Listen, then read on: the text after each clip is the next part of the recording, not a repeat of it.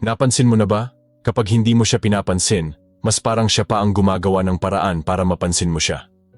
Pero kapag binuhos mo lahat ng atensyon mo, biglang nagiging malamig. Parang nawawala ang interes. Ang sakit, di ba? Ginawa mo naman lahat.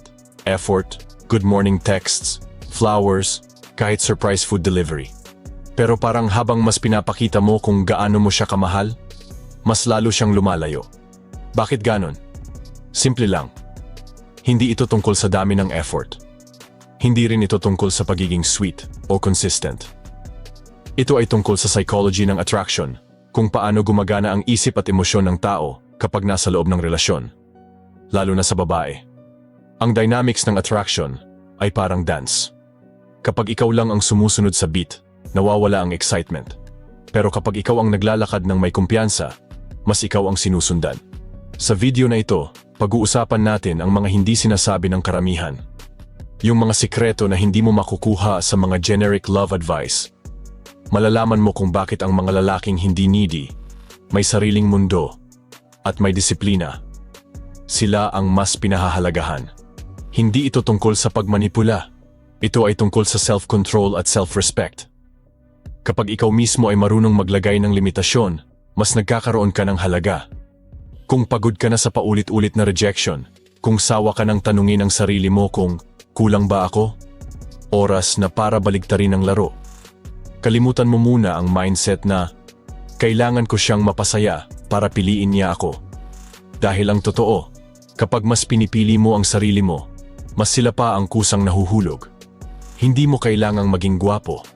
Hindi mo kailangang maging mayaman. Ang kailangan mo ay presensya, paninindigan, at disiplina. Yan ang tunay na nakaka-attract. Kaya kung gusto mong malaman kung paano mo mababago ang dynamics sa isang relasyon, mula sa pagiging laging habol, papunta sa ikaw na ang hinahabol. Simulan na natin. Confident but chill tone. Aral mula sa Stoic. Ang kakampi mo sa mundo ng diskarte, respeto, at kung paano hindi matapakan ng kahit sinong babae o relasyon. Dito sa channel na to, hindi tayo pa-cute. Totoo, diretso, at walang paligoy-ligoy. At syempre, shoutout sa lahat ng solid subscribers natin. Salamat sa tiwala, sa suporta, at sa patuloy na panonood. Kung bago ka lang dito, welcome. Dito, hindi ka namin tinuturuan kung paano manloko. Tinuturuan ka namin paano hindi maloko. Sa video na to, bibigyan kita ng real talk tips. Walang gimmick, walang scripted na lines. Ito yung mga prinsipyo at mindset na gumagana sa totoong buhay. Lalo na kung sawa ka ng maging second option. Ngayon, eto na ang main point ng video. Mas nagiging interesado ang babae kapag hindi ka laging available. Oo, totoo yan. At ito ang madalas hindi naiintindihan ng karamihan. Karaniwan, ang mga lalaki, lalo na yung talagang gusto ang babae, ginagawa to. Laging nagte-text kahit walang sense yung usapan. Laging online, laging handa sumagot agad. At sa totoo lang, parang desperado na. Ngayon, anong nangyayari kapag ganyan ang approach mo? Unti-unti, nawawala yung respeto, bumaba ang tingin nila sa'yo. Bakit? Kasi wala ng thrill, wala ng challenge. Parang alam na nilang hawak ka nila, anytime. Tandaan mo to, walang babae ang naa-attract sa taong masyadong predictable. Gusto nila ng lalaki na may sariling buhay, sariling diskarte, at hindi madaling makuha. Okay, ngayon dumako na tayo sa unang tactic na madalas balewalain pero sobrang powerful. I-control ang attention mo. Ang unang iniisip ng iba kapag narinig to, akala nila cold treatment. Akala nila ibig sabihin ay maging suplado o tipong ignore mo na lang yung babae para mapansin ka. Pero hindi yan ang punto. Hindi ito tungkol sa pagiging masungit o playing games lang. Ang tunay na ibig sabihin nito ay ito. May disiplina ka sa kung kailan at paano mo ibinibigay ang attention mo. May control ka sa sarili mong energy, oras, at presence. Kasi ganito yan, kapatid. Kapag ibinuhos mo agad-agad lahat ng attention mo sa isang babae, good morning, good night, kumain ka na ba? Anong ginagawa mo? Online ka pa ba? Bakit di ka nag-reply? Parang automatic? nawawala yung halaga ng presence mo. Hindi mo sinasadya, pero pinapakita mo na parang wala ka ng ibang pinagkakaabalahan kundi siya. At guess what? Hindi yan nakaka-turn on. May tinatawag tayong scarcity principle. Ang ibig sabihin nito, mas nagkakaroon ng halaga ang isang bagay kapag mahirap makuha. Isipin mo na lang, bakit ba mas pinapahalagahan natin ang gold kaysa sa bato? Pareho silang nasa lupa, pero yung isa bihira, yung isa tambak. Ganon din sa attention mo. Kapag ikaw yung tipo ng lalaki na parang bato, laging nandyan, laging present, laging ready, hindi ka nila tinitingnang spesyal. Pero kung ikaw yung tipong lalaki na may sariling mundo, may ginagawa, may purpose, may direksyon, dun sila napapaisip, bakit kaya hindi siya agad nagre-reply? Ano kayang ginagawa niya? Bakit parang ang hirap niyang mahuli? At dyan sila nagsisimulang ma-curious. Practical tips, paano mo ito gagawin? Isa. Sa chat, huwag laging ikaw ang nauuna. Minsan, mas okay na huwag ka munang mag-message agad. Hayaan mong siya ang maunang magparamdam. Hindi mo kailangang laging maging simula ng usapan. Kapag kausap mo siya, okay lang mag-reply. Pero, huwag mo agad gawin. Lalo na kung kita mo na hindi rin siya ganun ka-invested. 2. Sa date, huwag over-effort. Hindi mo kailangang gastusan agad-agad, sorpresahin ng kung ano-ano, o isama siya sa 5-star restaurant. Alalahanin mo, ang connection ay hindi nasusukat sa presyo ng pagkain, kundi sa quality ng presence. Kapag ikaw yung tipong lalaki na pilit mapahanga siya, nawawala yung balance. Magpakita ka ng interest? Oo. Pero may spacing. May lalim. May standard. 3 araw na leave ng bitin. Halimbawa, sa chat, kung nagiging masaya na ang usapan, huwag mong ubusin agad lahat ng kwento. Magpaalam ka na maaga. Uy, enjoy ka usap.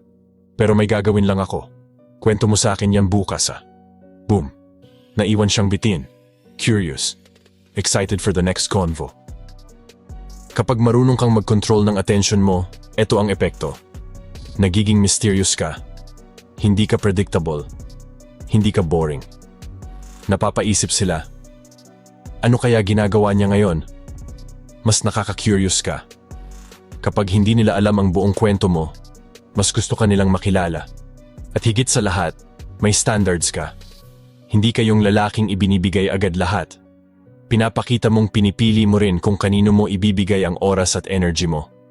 Kasi tandaan mo, kapag ikaw ang may control sa attention mo, ikaw ang may control sa dynamics ng relasyon.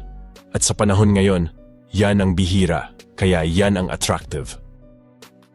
Ngayon, dumako naman tayo sa pangalawang tactic na sobrang underrated pero solid.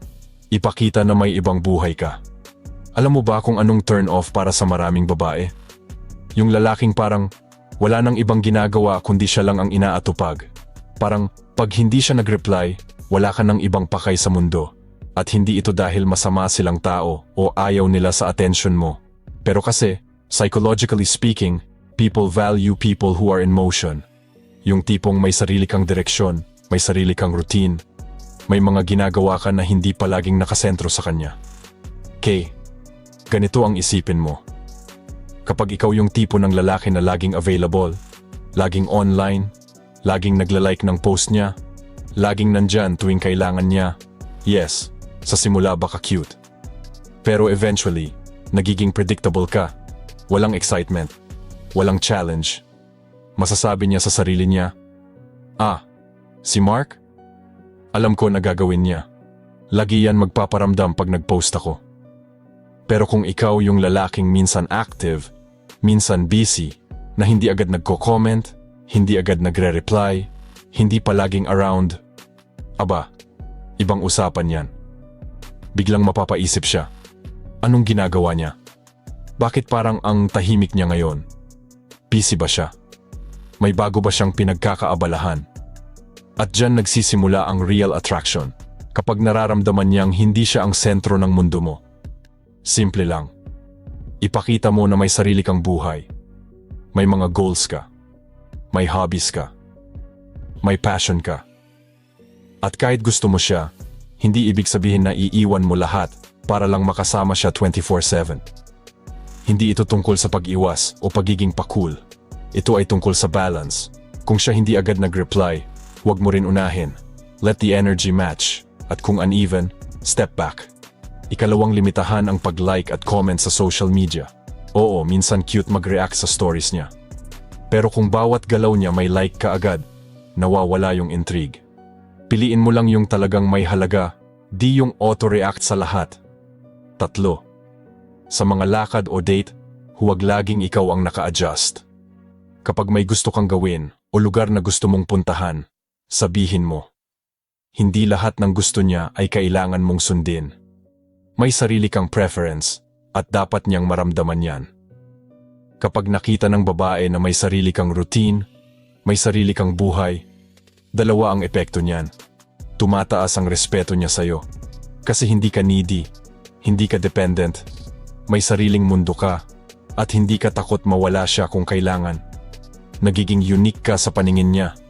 Ikaw yung hindi gaya-gaya, hindi ka clingy, hindi ka predictable. At higit sa lahat, mas lumalalim ang attraction. Kasi feeling niya, pinipili mo lang siyang makasama. Hindi dahil kailangan mo, kundi dahil gusto mo. At tandaan mo ito, ang lalaking may sariling direksyon ay mas hinahabol kaysa sa lalaking walang sariling lakad. So, mula ngayon, huwag mo nang isenter ang buong mundo mo sa isang babae lang. Build your own world. At kapag pinili ka niyang maging parte ng kanya, hindi dahil desperado ka, kundi dahil may halaga ka. Okay, ito na ang pangatlong tactic, at malupit ito kung gusto mong baliktarin ang sitwasyon. Ibalik ang laro sa kanya. Alam mo ba kung bakit maraming lalaki ang nauubos ang energy, respeto at lakas sa isang babae? Kasi sila palagi ang nauunang gumalaw. Sila yung laging nagte-text, sila yung laging nag-aaya, sila yung laging nag-i-effort, pero sa dulo, parang wala lang. Bakit? Kasi nawawala na yung mystery. Nawawala yung sense of, wow, sino ba talaga siya? At yan ang gusto nating ibalik. Hindi para magpa-hard to get ha, kundi para i-reset ang dynamics. Imagine mo ato, may babae kang kausap. Palagi mong iniisip na kapag hindi ka nag-message, baka mawala siya. Kaya araw-araw ikaw ang nauuna. Good morning? Kumain ka na? Tulog ka na? Ang ending, hindi na siya excited sa mga messages mo. Hindi na siya curious. Bakit? Kasi predictable ka na. Pero kapag binaliktad mo ang laro, kapag minsan hindi ka agad nagre-reply, kapag pinapakita mong may control ka sa timing mo, kapag siya na ang nag-uuna ng hi sa'yo, boom! Dun mo makikita ang shift. Bigla siyang magiging invested. Bigla siyang mag-iisip. Bakit parang hindi siya tulad ng ibang lalaking kilala ko? Dalawa lang. Isa, nagkakaroon ng challenge. At tandaan mo, people are drawn to challenge. Kung alam niyang kaya kanyang paikutin anytime, hindi ka exciting. Pero kung hindi ka basta-basta, mas lalo kang gustong i-figure out. 2 beses nagiging invested siya sa connection nyo. Kasi hindi lang siya basta sinisilbihan. Pinaparamdam mong kailangan din niyang mag-effort. Paano mo gagawin to? 1. Huwag agad sumagot sa message niya. Hindi mo kailangang maging rude. Pero pwede mong i-delay ng kaunti. Gamitin mo ang oras na yon para sa sarili mo. Gym, trabaho, hobbies. Kapag nag-reply ka, may value ang sagot mo. 2. Sa mga date o usapan, hayaan mo rin siyang mag-initiate. Hindi pwedeng ikaw lagi ang nagbubukas ng topic. Tingnan mo rin kung siya ba ay curious sa'yo, may effort na makilala ka. Kung hindi, step back. Value your time. 3. Magpakita ng boundaries. Kung busy ka, sabihin mo. Kung may gusto kang gawin, unahin mo. Kapag may sariling mundo ka, mas nire-respeto ka. Pinapakita mong may confidence at self-respect ka. Hindi ka pushover. Hindi ka tagasunod lang. Hindi ka needy. Pero hindi ka rin detached. May balance. Alam mong gusto mo siya. Pero hindi ka dependent sa atensyon niya. At pinaka-importante, mas nagiging exciting ang dynamic niyo. Hindi predictable. Hindi boring. May tension. May effort. May thrill. At dyan nabubuo ang real connection. Tandaan mo, hindi laging ikaw ang gagalaw. minsan kailangan mo ring umatras ng konti para siya naman ang tumingin kung nasaan ka. At kapag ikaw na ang hinahanap-hanap niya, yun ang panalo. Okay, kung umabot ka sa part na to, ibig sabihin may natutunan ka at seryoso ka sa pag-level up ng mindset mo pagdating sa babae at relasyon. So balikan natin lahat ng to. Una, i-control ang attention mo. Ang goal mo dito ay hindi maging pa-hard to get, kundi maging mahalaga. Kapag alam mong hindi ka basta-basta available, mas binibigyan ka ng value. Parang ginto. Hindi mo nakikitang nakakalat lang sa kalsada, kaya sobrang hinahangaan. Pangalawa, ipakita na may ibang buhay ka. Tandaan, ang lalaki na may sariling mundo ay mas kaakit-akit. Bakit? Kasi hindi siya nabubuhay para lang sa babae. May purpose siya. May drive. At yun ang gusto ng isang matalinong babae. Hindi ang lalaking 24 sa 7 araw na kaabang. At pangatlo, ibalik ang laro sa kanya. Hindi mo kailangan laging ikaw ang maghabol. Hayaan mo rin siyang mag-effort, mag-initiate, at magpakita ng interest. Kasi sa relasyon, dapat pareho kayong gumagalaw. Kung ikaw lang lagi, hindi yun balance, yun ay pagod. Ang tunay na attraction ay hindi nakukuha sa paulit-ulit na effort. Nakukuha yan sa tamang strategy. Hindi mo kailangan maging gwapo, mayaman, o sobrang sweet. Kailangan mo lang maging kalmado, may control, at may sariling mundo. Sa panahon ngayon, kung saan lahat ng tao gustong magpakitang gilas, ang lalaking marunong umatras at magpahalaga sa sarili ang mas tumatatak. Ngayon siguro iniisip mo, hindi ba ito parang laro? Hindi ba parang unfair? Pero ang totoo, hindi ito pagiging mapaglaro. Ito ay pagiging smart. Ito ay pagiging aware sa psychology ng tao. Ito ay pagprotekta sa sarili mo para hindi ka masaktan, maloko, o mawalan ng halaga. Hindi natin sinasabing huwag kang magmahal. Pero kung magmahal ka man, siguraduhin mong hindi mo isusuko ang respeto mo sa sarili. Kung gusto mong seryosohin ka ng babae, dapat una sa lahat, seryosohin mo ang sarili mo. Huwag mong ibuhos lahat ng energy mo sa paghabol. Gamitin mo yan sa pag-grow, sa pag-build ng value mo, at sa pagiging lalaking hindi lang hinahanap, kundi pinagsisisihan kapag nawala. Kung nagustuhan mo to, huwag kalimutang mag-subscribe, mag-like, at i-share sa tropa mong kailangan ng reality check. Ito si Zimmer. At tandaan, ang tunay na lakas ng lalaki, hindi sa panlabas na porma. Nasa utak at diskarte yan. Kita tayo sa next video. Peace.